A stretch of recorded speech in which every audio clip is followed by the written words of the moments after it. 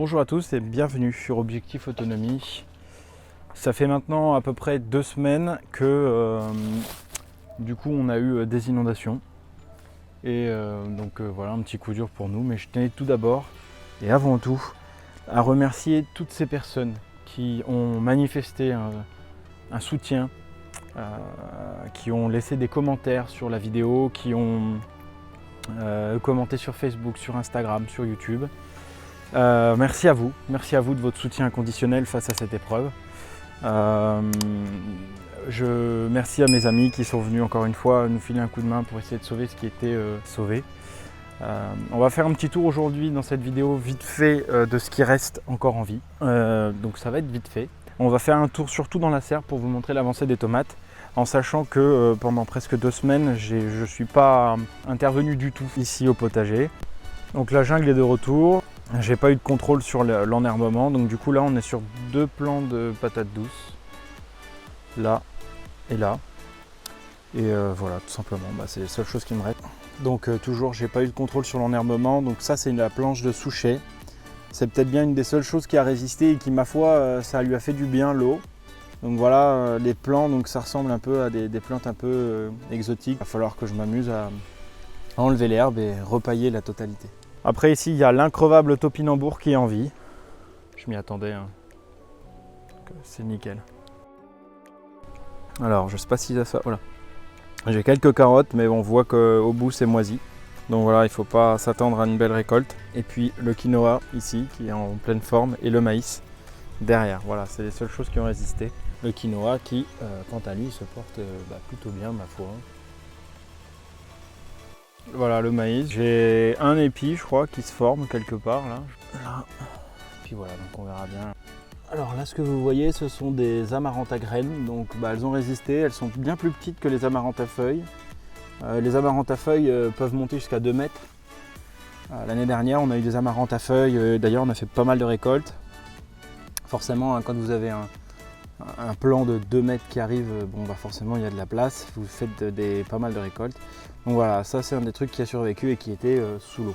Les amarantes à graines en fait finalement ça se cuisine un peu comme le quinoa, comme toutes ces choses là.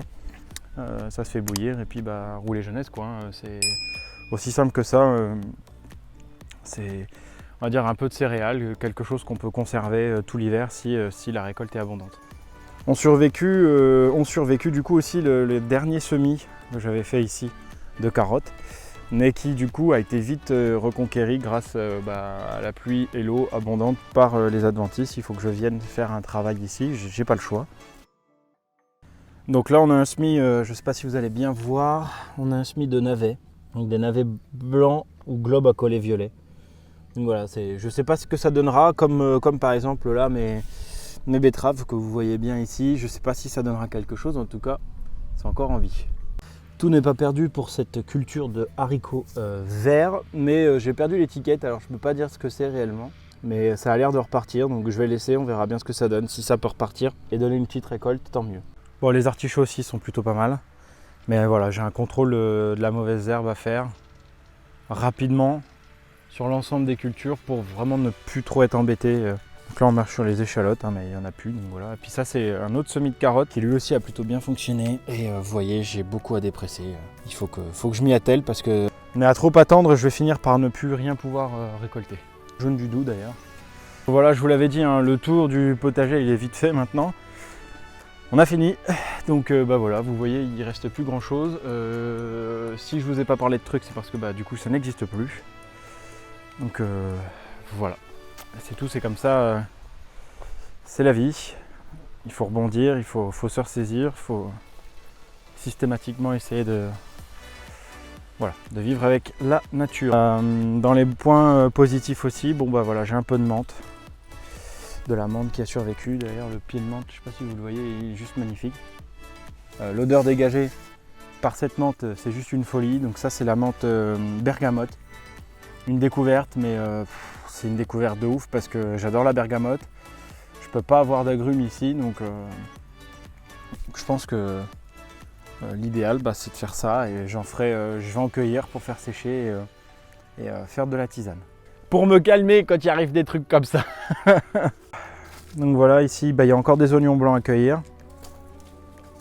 Et puis mes oignons rouges à cueillir aussi, donc ça ce sera dans une prochaine vidéo. Mais je suis quand même content parce que je trouve que il y en a des belles.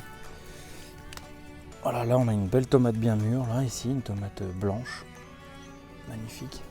Là on est sur de la poire jaune en tomate cerise. Bah, regardez la taille des tomates cerises, quoi. C'est plus des tomates cerises à ce stade, hein, pour moi. Donc j'ai pas mal de variétés. J'ai de la Also Blue, donc ça fait des petites tomates un peu bleues. J'espère qu'elles grossiront, mais elles ont l'air de partir. Là j'ai de la cornue. J'essaie de passer de l'autre côté parce que là je peux plus passer. J'ai pas envie de casser les plants. Là j'ai celle-ci, variété orange, qui est à maturité. Là je peux récolter. Je sais pas ce que c'est ça là en fait. Je sais pas ce que c'est. C'est quelque chose, ça c'est sûr. Mais voilà, je sais pas ce que c'est. Là on est sur la variété tomate en grappe indigo rose. Voilà, de rose, ce que moi j'ai d'africain. Mais elle est magnifique et puis voilà, elle fait des petites fleurs là sur le bout. C'est une très belle tomate. Là c'est voilà, les graines sont à maturité maintenant. On peut le voir ici, donc ce sont des graines de carottes que je vais pas tarder à récolter. Donc voilà, ça a bien poussé, on va essayer de contrôler ça le plus rapidement possible. Et voilà, c'est positif parce qu'au moins on sauve cette culture-là. Donc je suis bien content et voilà, mais c'est tout. Voilà, j'ai des variétés que je ne pourrais pas récupérer en graines parce que du coup toutes les fleurs vont être pollinisées par les pollinisateurs du coup, et du coup ça fait que on ne peut pas récupérer les graines. Là, il y a un espace beaucoup trop petit. En récapitulant, j'ai quelques cultures qui sont sauvées. À moi maintenant d'assurer le coup en tant que jardinier, de revenir régulièrement et de m'occuper de ce que j'ai abandonné pendant 2 semaines, en gros par traumatisme on va dire, pour pas perdre le travail que j'ai effectué sur les autres variétés, donc les tomates, etc. Voilà, je pense que je peux faire une récolte du coup des haricots verts. Ça sera pour moi les manger, je ne pourrai pas les conserver parce que ça va, ça vient. Et puis certains que je laisserai monter à graines. Parce qu'il y a une nécessité de reproduire cette variété que je trouve à la fois gracieuse, belle et intéressante gustativement. Voilà. Voilà, c'est tout pour Objectif Autonomie aujourd'hui. Je vous remercie de votre fidélité. Je remercie les 300 personnes qui sont actuellement sur YouTube. Merci à vous, merci de votre soutien, merci de votre fidélité, merci pour vos commentaires. Il y a de belles annonces qui vont se faire, je pense, bientôt. Pour terminer sur des points positifs, du coup, je tenais à vous dire quand même que cette expérience-là, aussi négative soit-elle, nous permet quand même d'apprendre à connaître le terrain beaucoup plus, d'anticiper, de connaître mieux le terrain, de réfléchir à de meilleures solutions pour gérer encore plus facilement ce terrain-là, pour générer plus de récoltes, que ce soit en termes d'autonomie pour nous et puis plus tard pour la future entreprise. Donc on n'en fera pas grand-chose. Il me reste quand même des carottes, il me reste encore les semis qui sont la dernière parcelle qui sont en train de grandir. Il me reste mes tomates, donc voilà. Je ne peux pas abandonner ces bébés que j'ai mis autant de temps à préparer. Maintenant c'est à moi de me remettre dans le droit chemin, de me rebooster et surtout de redoubler d'efforts pour ne pas perdre ce qui me reste en fait. Voilà. Je vous dis à très vite. Merci de m'avoir suivi. Allez, à très vite.